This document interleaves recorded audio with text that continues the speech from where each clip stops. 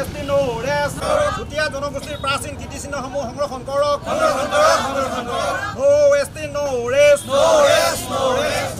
গোষ্ঠীকে ধৰি অসমৰ 6 জনগোষ্ঠীক জনজাতিকৰণৰ দাবীত আজিৰ পৰা প্ৰায় 3 মাহলৈকে অসমৰ বিভিন্ন প্ৰান্তত আমাৰ চুতীয়া সমূহ সংগঠন সদৌ চুতীয়া জাতি সন্মিলন, চুতীয়া জাতি ছাত্ৰ সন্থা, যুৱ সন্মিলন আৰু মহিলা সন্মিলন নেতৃত্বত এক ধাৰাবাহিক আন্দোলন কাৰ্যসূচী অনুষ্ঠিত হ'ব।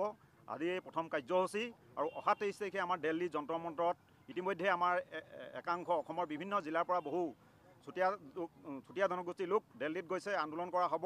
আৰু পৰৱৰ্তী সময়ত যদি অনাগত সময়ত 6 জনগোষ্ঠীকে ধৰি চুতীয়া জনগোষ্ঠীক জনজাতিকৰণ নকৰে তেন্তে অসমত তীব্ৰ আন্দোলন গঢ়ি তোলা হ'ব। আৰু এই আন্দোলনে 2026ত বিজেপি চৰকাৰৰ পতন প্ৰায় নিশ্চিত বুলি আমি দাবী কৰিছোঁ। ধন্যবাদ। প্ৰক্ৰিয়াটো এটা দীৰ্ঘদিনীয়া সমস্যা।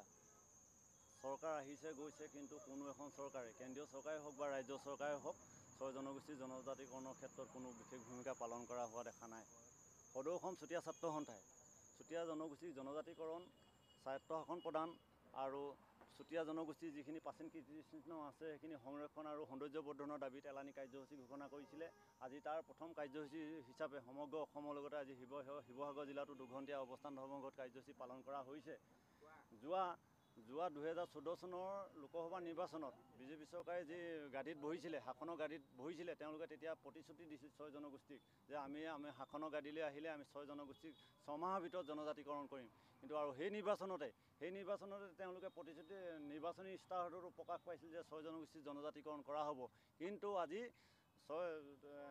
কেন্দ্ৰীয় চৰকাৰে আজি 2টা কাৰ্যকাল শেষ হৈ গ'ল, 3য় কাৰ্যকালত ভৰি দিলে। আজি কিন্তু 6 জনগোষ্ঠীৰ জনজাতিকৰণৰ ক্ষেত্ৰত কোনো বিশেষ ভূমিকা পালন কৰা দেখা হোৱা নগ'ল। আপোনাৰ মঞ্চ নিৰপেক্ষ কণ্ঠ, কেৱল ন্যায়ৰ প্ৰতিশ্ৰুতিৰে জনতাৰ মাজত অসম আৰু অসমীয়াৰ স্বাৰ্থত অভিযোগৰ সত্যতা নিৰূপণ কৰা আমাৰ নহয় প্ৰশাসনৰ দায়িত্ব। নিষ্ঠা আৰু নিৰ্ভীক নিৰপেক্ষতাৰ প্ৰতিশ্ৰুতিৰে নিউজ অনলাইন HTL Live 18।